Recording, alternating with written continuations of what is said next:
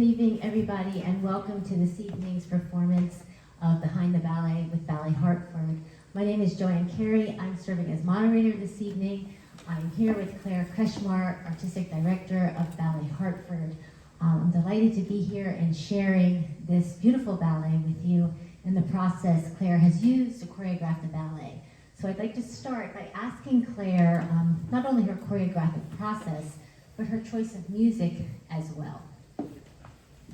Yes, thanks Joanne, and thank you all for being here. It's a lovely, intimate audience, and I'm excited to share with you about the ballet, A Ceremony of Carols. And often I fall in love with a piece of music first. That's what really gives me this desire to choreograph and to make something. So in, I think about December of 2022, I was listening to classical music and classical Christmas music, and I heard this beautiful choral composition, and I looked on my Spotify and I was wondering, what is this piece of music? And it turned out to be from A Ceremony of Carols. And then, as I often do, if I was just listening to like an assortment of pieces of music, I go and find the album, or I go and find where this music comes from. So I did just that, and I found that there's this whole lineup of carols that Benjamin Britten had written. He's the composer of this music. And there's 12 pieces of music, 11 of them are carols, and they're all about Christmas. And at first I just was really enjoying this piece of music, and then as I listened to it over and over again, I kept thinking, oh, this would be a really interesting ballet. And then I also started to think, this would be a really interesting Christmas ballet, like to go hand in hand with, or as a complement to the Nutcracker, which is such a big tradition in the ballet world. So anyway, I fell in love with this piece of music. It has a great diversity to it. There's pieces that are very buoyant and bubbly, and then there's pieces that are also more somber and legato. And so I really thought this would be a good ballet because it had that diversity. Yeah. So I also wanted to point out, because it is a piece of music that's written for a chorus, a choral piece of music, I would like you to explain to the audience how music works for you specifically. If some of you don't know, I'm sure you do, but Claire was a soloist with New York City Ballet. And so so much in her training is music. It's just embedded into a ballerina, how important music is to forming images and choreography and making the music itself come to life. So what you're seeing are actually the notes of the music that Claire is tuning into to make come alive and dance before you. If you'd like to talk a little bit about that, Claire, and also the choice of the procession as you just saw the dancers dance. Yeah, great. So as Joanne mentioned, I was in New York City Ballet, and one of the key statements that the founder, George Balanchine, and choreographer said was, he said, "See the music, hear the dance." And so that has always been a part of my training and my performance life, is how do I become the music so that the audience can see the music as I'm dancing? And so that's what I try to do in the choreography, is I try to say, what are the steps that really match the music and that bring to light the themes in the music, and the different intonations and the way it swings and ebbs and flows. And then for this in particular, this piece of music by Benjamin Britten, it's a choral work. And so not only do I have the melodies to follow, but I also have text and words. And so with this opening procession that you just saw, the piece, A Ceremony of Carols, opens and closes with the same piece of music done in a slightly different way. The opening is called procession, and then the end is called the recession. You won't see the recession today, but this piece of music has these two bookends. And so I try to just follow the music. And so in the procession, I have the dancers walk out, in a procession. And then in the end of the ballet, spoiler alert, they exit the space in a resection. And the text in the music for both pieces, it says, which I have written in this program, it says, Hodie Christus nascitus est, which means today Christ is born. And that is ultimately what Christmas is about, is the celebration of the birth of Jesus and the birth of the Son of God. And so, again, the text informs how I relate to the music as well in this case, because it is a choral composition. And it is pretty unique in ballet to have voice. We most often dance to an orchestra without voices. Not always, but it is pretty rare to have singing in a ballet. And so, I just wanted to add a little bit about that too, because this evening we're listening to the music in the ballet world and the dance world. We call it canned music, but actually, if you're going to go see the ceremony carols performed live this season, it'll be with live music. So you'll have harpists, I believe, and some soloist singers and whatnot. So it'll be a really beautiful way to experience the ballet. I also did want to touch a little bit about the Christmas theme in the ballet. And I just want to point out, as you're watching this evening progress, we are in such an intimate setting, which is like the first night of Christmas in the stable. So it's a nice little warm setting we are here this evening. But I'd like to move on to our next piece, if we can. So the next piece that we're going to see performed is called There Is No Rose. This is the next section of the dance, of the ballet. And it's interesting because my first reaction that I had shared with Claire about There Is No Rose, I was like, oh my goodness, it sounds a little depressing to me that there's like no rose, you can't find something. I was wondering, I knew the image of Our Lady, of Blessed Mother, often is expressed by a rose. But I thought, gosh, there is no rose. I expected the movement to be a little heavy, perhaps, but the music is so opposite of that. It's light and celebratory. So if you'd like to speak a little bit about that.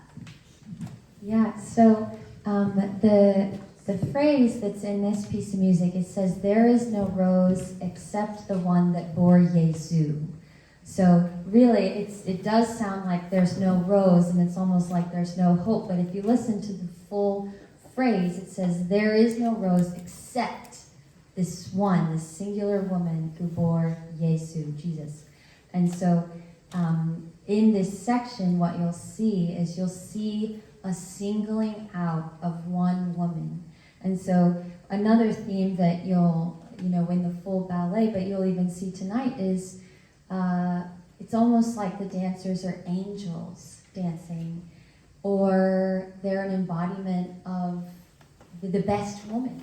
And ultimately the best woman that we have ever known in humanity is Mary.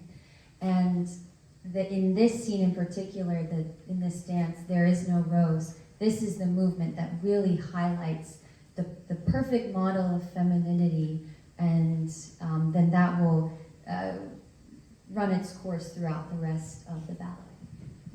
Before we ask the dancers to dance, I wanted to invite the audience to look at some specific port de bras and movement. And port de bras is the carriage of the arms, if you're not familiar with dance. But there's a specific part in the movement where the traditional port de bras, Claire, if you want to show it, traditional port de bras will come down and make a circular motion. However, Claire made a choice to have the movement push through the space. And when the dancers are facing upstage, so their backs will be to you. And I just would like you to, if you could, what were you symbolizing there? And that really stood out for me. So if you could talk about that symbolism. I'm not sure if this is the exact right moment, but one of the key port de bras that I chose for this section is the dancers, they swing their arms forward and cross their wrists, and then they swing their arms back.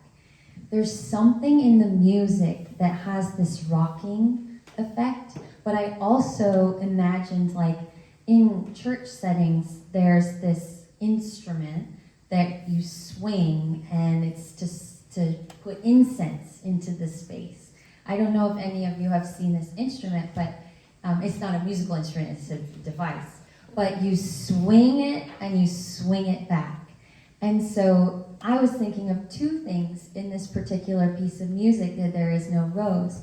There's this very dutiful sound to the melody. It kind of goes back and forth. And so I have the dancers, could you show this cross wrist? They go forward, cross their wrists, and they go back. They cross their wrists, and they go back.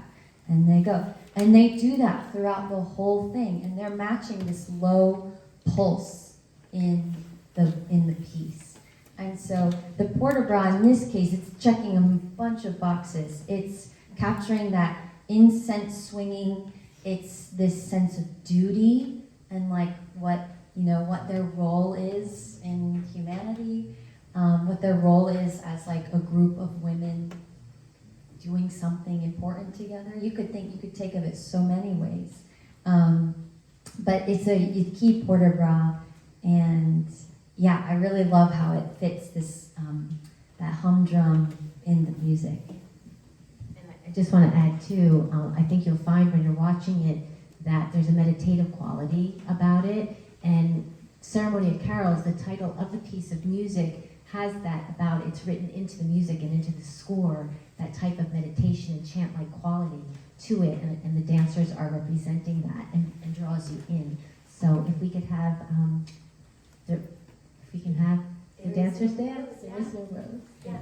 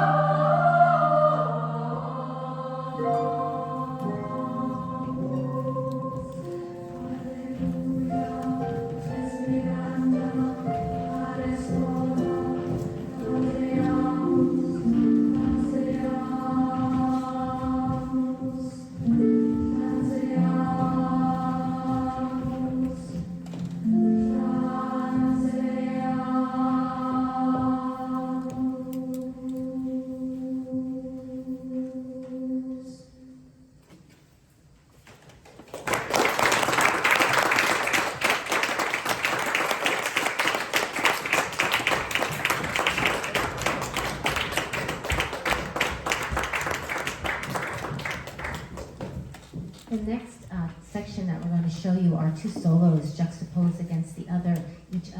And often in dance and in music, you find that there are movement and music that is a juxtaposition and opposition of what the themes are, perhaps what the movement is, or the meaning. And there's two solos. One is the prophecy solo, and the other, I call it the Mary solo. It's called the Mary solo, but there's an official word for it. Baloo-la-loo. I little trouble saying that, so I call it the Mary solo. But what we're going to look at is the prophecy first, and we'll see how the difference that is shown in this type of music, as well as the melody of the music and what it sounds like and how it's danced and presented. And then we'll take a look at the Mary solo. Traditionally, I believe, I don't know if I have this correct, Claire, but when the solo is happening, the other dancers are still on stage, but you're not going to see all the dancers on stage. You're just going to take a look at the solos. So would you like to add anything? So this first solo, the piece of music is called That Young a Child. And yeah, as Joanne said, the scene that we just saw that finished over here, they stay on stage while the solo happens, so that there is this relationship between what I call over here is like the manger scene. It's a scene that is referred to throughout the ballet, and then we have this soloist in relation to this warm manger scene. But this first solo, compared to the other solo, the Baloo or the Mary solo, this solo is more sorrowful. I think it's foreboding of the future. It's foreboding of the sorrow of the death of Mary's son. And while it's still beautiful, it has that sadness to it. And then later you see the Baloo, which is a warmer, more tender lullaby.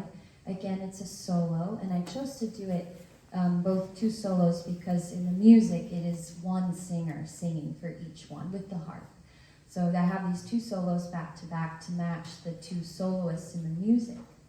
And the Baloo has there is this undertone that's a bit sorrowful, but it's much more warm and it's soft. Whereas That Young a Child, it has a bit of a harshness to it, in the harp especially, but even in the harmonies and the dissonances in the singer in relation to the harp. If I could have Molly come out, I'll have her demonstrate some of the motions that are distinct in this solo. One of the things, the reason why I call it the prophecy solo is, for me, one of the pieces of context that I use to develop this solo is this prophecy in the Gospel of Luke that says in relation to Mary, and you, Mary, yourself, a sword will pierce. Like a sword will pierce your heart with the sorrow that you experience of losing your son. And so I thought of this image of a sword with this music. Something in me wanted to do that. So Molly, can you show this gesture that starts? Yeah, so I have her not only use like these sharper shape of the hand, but I also have her make a cross. Which traditionally in ballet, if you fold, that's right, this is death. So in the beginning of the solo, I have her make a reference to the death of Jesus in this section. And also for me, it's tying in this prophecy of like what is coming. There's a bit of a harshness but still a beauty to this. Molly, can you also show this gesture? She also does this, which is, I think there's something medieval about that shape. It's not super classical, it's a little more modern, but it's like almost like she's caressing a child or like having an embrace in a unique way. So this is, I think we can get right to it. Does that sound good?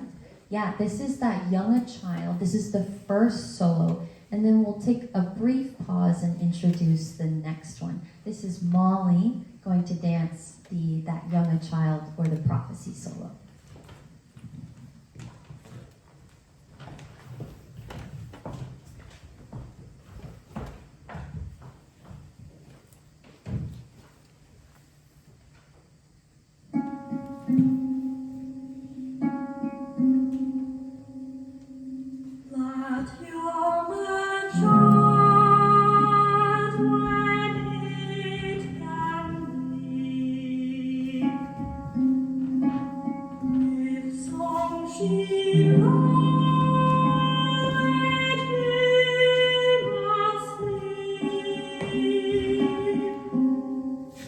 That was so sweet.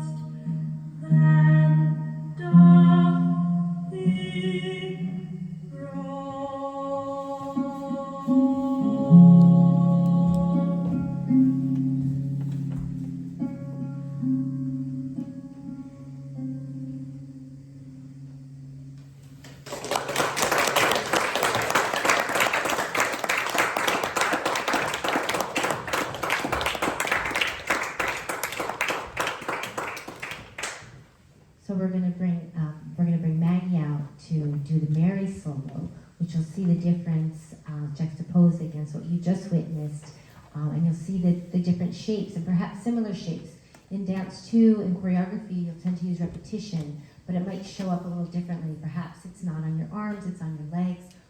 Perhaps the arm movement is repeated several times in a row or in different sections. So look for those types of things because that adds to the choreography experience as well.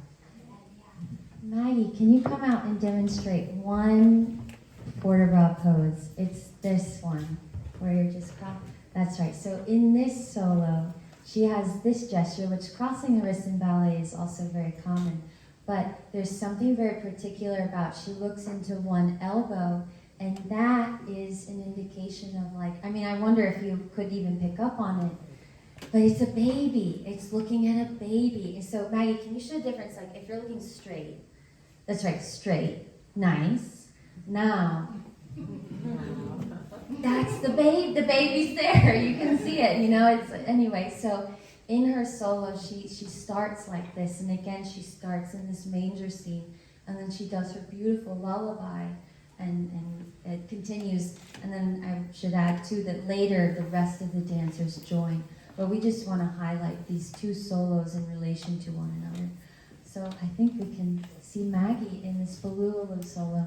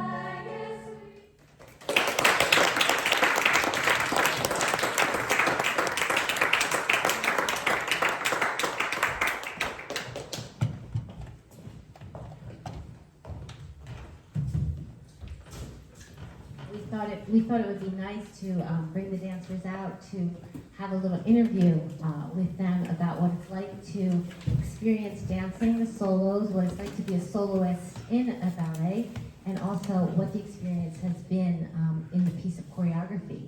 So if we can start with you, Molly, can let you dance first. If you could tell us what the images are brought up for you while you're dancing. Thank you. So in the literal context of the story, instead of foreshadowing, I actually kind of see my character as the Saint Mary. So after she has experienced everything in her life, and then to kind of go into some abstract thoughts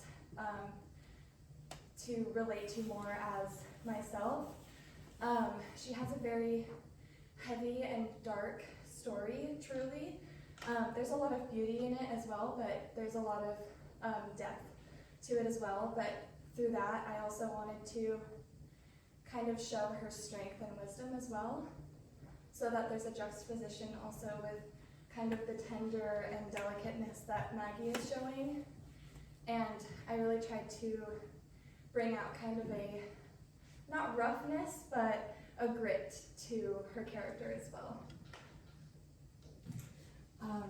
So for my solo, I really do just think about that I'm Mary and singing a lullaby to my baby and embodying that warm and tender love that Claire was talking about, that a mother has for her child and that Mary had for her child. And in my solo, there are some moments when I'm looking up to the heavens, and so during those moments I'm thinking about how Mary would have conversed a lot with our Lord and in her prayer. So I'm in those moments thinking about that. but yeah, I love this piece of music, and I really do. It's easy to feel like I'm just singing a lullaby, but through dance. I just wanted to ask something to add to that a little bit. So, Claire, when you're choreographing a piece and you're working with soloists and you're working with the dancers, and you ask them to embody a character or a thought or an image, how do you know specifically when they've captured what your thought and images of that? How do you know when they've reached that part of it?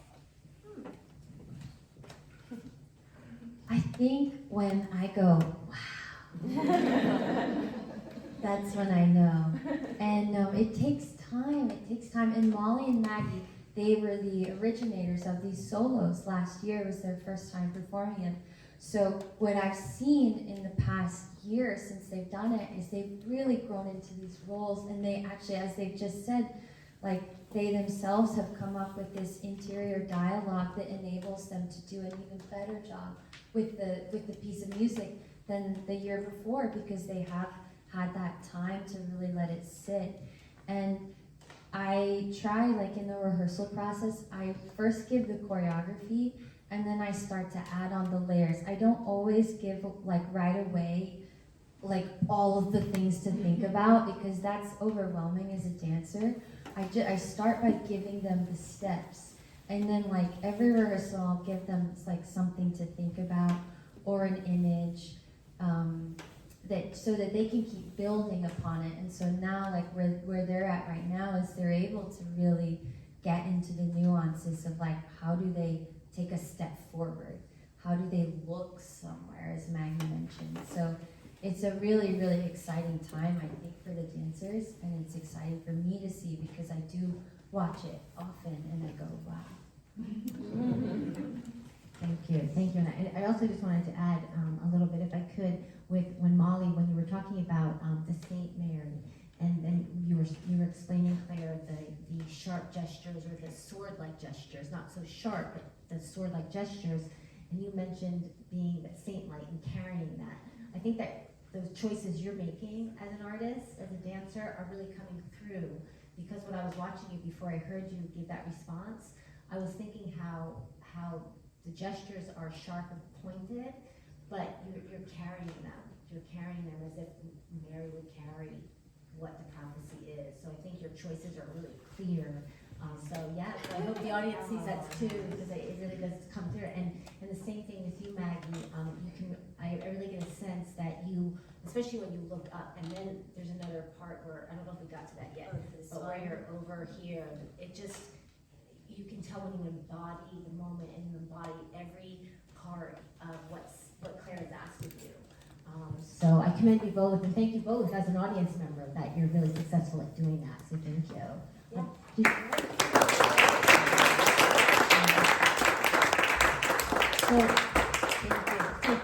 We're going to move on to the next section. It's called Seasons, I believe, in the program it's called Seasons, and we're going to do 2 seasons, the first being In Freezing Winter, and the other is Spring Carol. In Freezing Winter has a group of dancers, and we're going to discuss the themes of that, and it's juxtaposed again, another juxtaposition against the Spring Carol, which will be a duet of 2 dancers. And in the Freezing Winter, we'll see, we're almost there, right? We're almost in Freezing Winter ourselves, so you can enter the dance with us as we're watching the dancers and see the themes presented. And that contemplation, it's a very contemplative piece of music. It's a very meditative piece of music. And what's laid before you in the winter time, the gathering and the coldness, but done in a really beautiful way. Do you want to talk about that a little bit? Yeah. So this is one of the pieces of music in a ceremony of carols that's, again, it's more somber. And then the Spring Carol will be exactly the opposite, so bright and lovely. But it's in Freezing Winter, it's easy to imagine that you are in a cold landscape.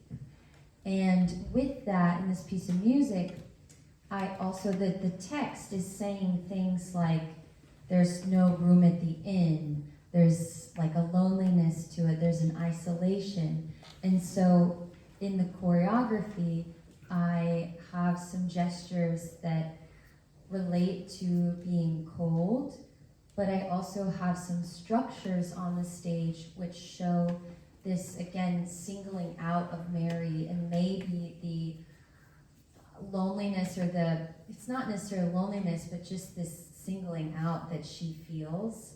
And then also the direct reference to, again, in the Gospel of Luke, there's no room at the inn for this baby to be born. So in the freezing winter, uses this chilly sound to, I think, capture this isolation that perhaps Mary felt in the narrative. Yeah, I was just going to add too. Did you ever think that there are so many layers when you're creating a piece of ballet, a piece of music? So much goes into when you perform and when you're rehearsing, costumes, lighting, music. So many layers until you get to the finished product. So it's nice to be able to peel back the layers here.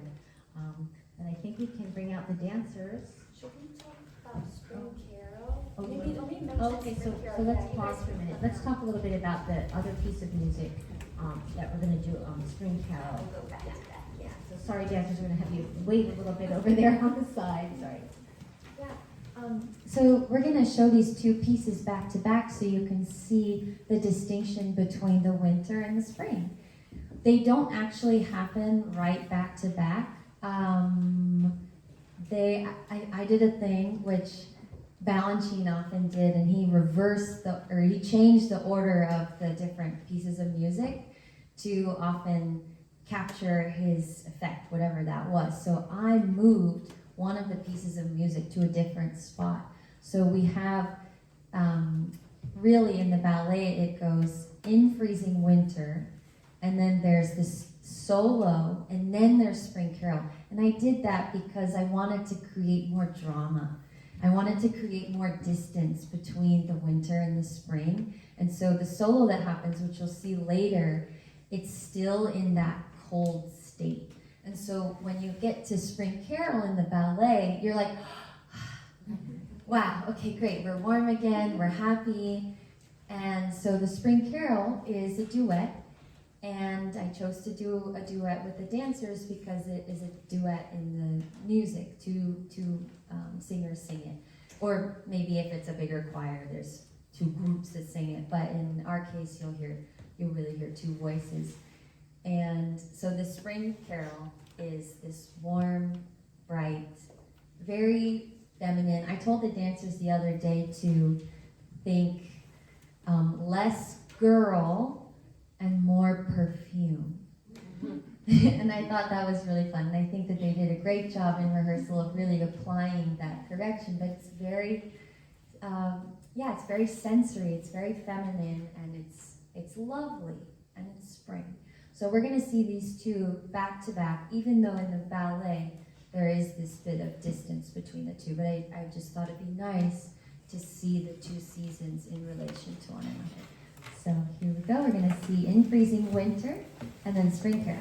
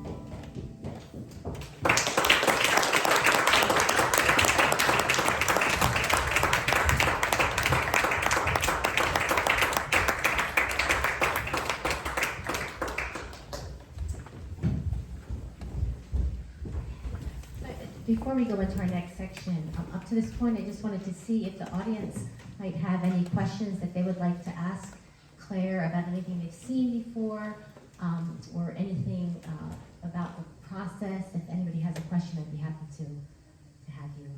Sure. This is more of a comment, but for in freezing winter, I literally got goosebumps. Yeah. Oh, same. Was there a moment where you got goosebumps? Just like all of the boys, it was very cold. Like when everybody was facing the back? Yeah. I've heard other people say that that part really got to them too, which is very interesting.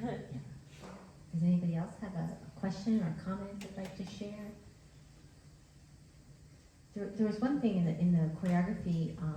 There's like a chain reaction happening. It seems like as they're coming around with their hands. And, can you talk about that a little bit, like that imagery? Yeah. I mean, I just tell the dancers, there's that part where all the dancers are running around, and then you see Mary, who's Maggie in this instance, she's alone and just like looking around, like wondering almost like where's her place in all of this.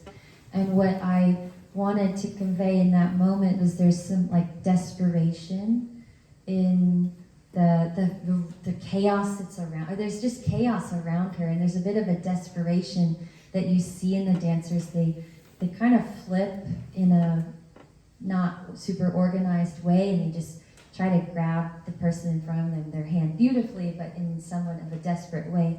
So I was trying to convey this, again,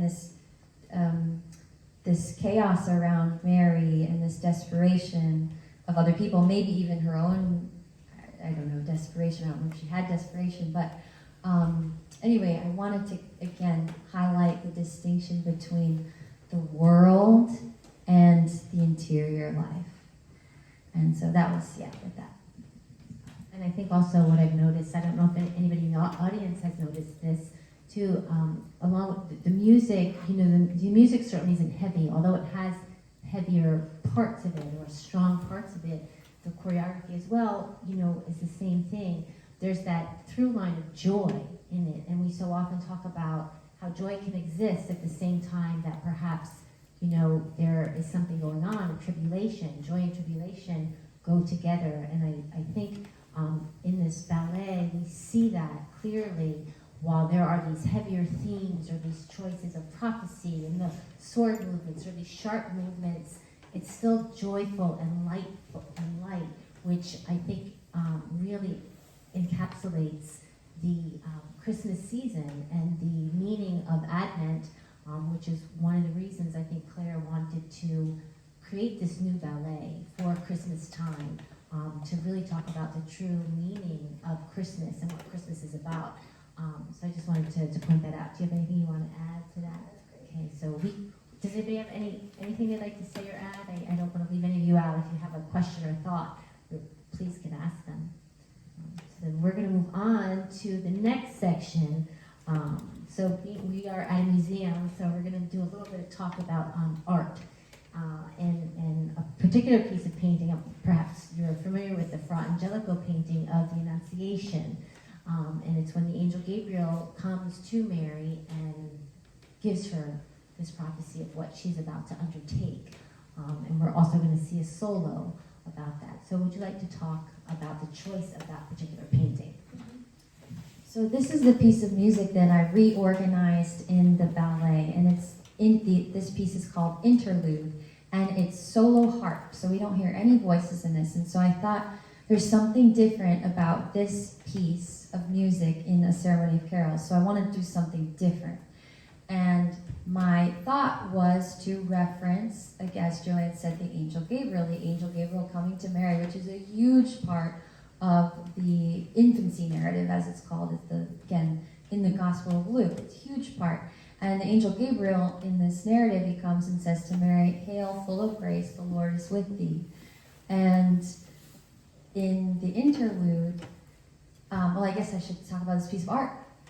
Fra Angelico was a priest a long time ago, and he was also a painter. And he made this painting of the Annunciation that's very iconic in just the whole world. And in it, you see Mary sort of like looking down a little bit, I think with her arms crossed. And then you see the angel Gabriel dressed in this like pinkish purple garb, like a really long dress, with a little bit of a bow and also hands crossed over.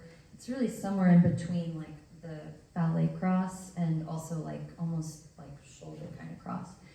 And I decided to put that gesture and that relationship of Mary and the angel in this interlude. What you're going to see in this movement is a solo dancer in a different costume, a light purpley pink, like the angel in Fra Angelico's painting.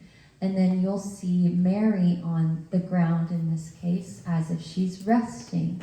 And another concept that I was really playing with in the Ceremony of Carols is this idea of not so much a linear telling of the Christmas story, but more of Mary's reflections and memories of the Christmas story. So things don't happen in the ballet in the order that they really happened. It's more of a conceptual telling of the story, as if Mary remembered when the angel Gabriel came to her, as if she remembered the first lullaby that she told to her son, as if she remembered the sorrow that she experienced when he died. So that's what we're going to see in this angel solo, and I think we can get to it.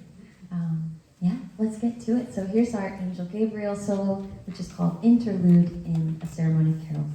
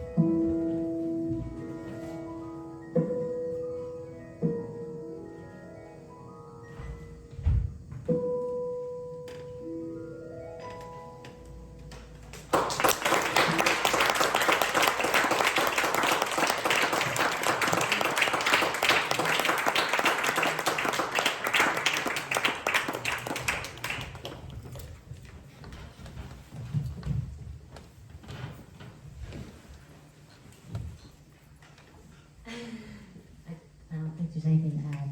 This is beautiful. Before we finish up, I wanted to take a moment to talk about the costumes. The costume goes into so much, can really add or distract from a piece of choreography. And Claire has used Nicole Roque so often to design her costumes for her ballet. And she designed these costumes here. And the color choice, the appliques that are on the bodice of the costume were all specifically chosen to represent something specific. So would you like to talk about that, Claire? Yes, so I connected with the costume designer Nicole Roque through Instagram of all places, and it happened during COVID when I guess we had more time to be creative and to really connect with people. But anyway, she's been someone that I've collaborated with a number of times, and she lives a short distance away from here, so it's a really nice thing for me to be able to work with her in person, so I don't just have a phone call or send an email. I actually can go and we look at fabrics and we get to play around with the materials. And Nicole and I connected. I knew that I wanted to have special costumes for this, and I like to have original costumes whenever possible. And gold was the first color that I was really thinking of when I heard the piece of music. So I asked Nicole, can we do something in gold? She showed me this design that had like an empire waist, this high line right here, and then the rest would be a dress, which is sort of like what I think like Juliet would wear, a little bit of a Juliet reference. And this part has roses on it, so again, there's that theme of the rose. Yep, thanks, Molly. And then one of the key things, if you turn around, is the cape. And we did not, she came up with this idea of the cape on her own. I was thinking it, but I didn't say it yet to her. And it was really cool that she had that idea, that same idea, and I had that idea. And when she told me I would like to make a cape for the costume, I was thinking that too, but I wasn't sure if that was cheesy. And I think she came up with the right balance. And to me, it captures both like an angel's wings and a queen's cape. And so I think it's this brilliant design. And the headpiece has a bit of red in it, which is also, I like to think of that as like maybe the more sorrowful, the blood that is shed in the future in Jesus' life. So there's that red that's in the headpiece, but it's still a beautiful crown. And as you just saw, the other costume is that light pink purple, like the Angel Gabriel in Fra Angelico's Annunciation. But the costumes for me, because that's what you see, you don't just see the body in motion, you see the body in a costume in motion. And so the costume is always very important to me because that really colors, it literally colors how you see the ballet. And also, I just wanted to add too, the choice of fabric colors that, as well as your choice under lighting. Particular fabric color might appear one way under stage lighting and appear differently under different stage lighting or in regular light. So all those choices go into the choosing of fabric, the choosing of costume, the choosing of how it flows, how the movement pieces, can the dancer dance in it, can the dancer move in it, if there's partnering involved, does that affect that? So there's so much that goes into it, but they're beautiful to really add to the piece, really do that. So we would like to bring you to the conclusion of the program, which isn't the actual conclusion of Ceremony of Carols. We're a little out of order, but it's called The Little Babe. So if you just want to set us up for this next section. Yeah. So this last section, again, it's not the actual closing of the ballet, but it's a very triumphant way to end this evening. In this section, it is basically saying that Jesus, or God, is going to triumph over all evil. This little babe, 3 days old, has come to rifle Satan's fold, has come to defeat Satan, essentially. And so in this little babe, you see very strong movements. It's very beautiful, but this strong kind of military-like movement of the dancers. And they dance in a pyramid, which is almost like a military brigade. And they just fly across the stage, and it's really exciting to watch. So we're going to end with this little babe, which is a very triumphant section in A Ceremony of Carols.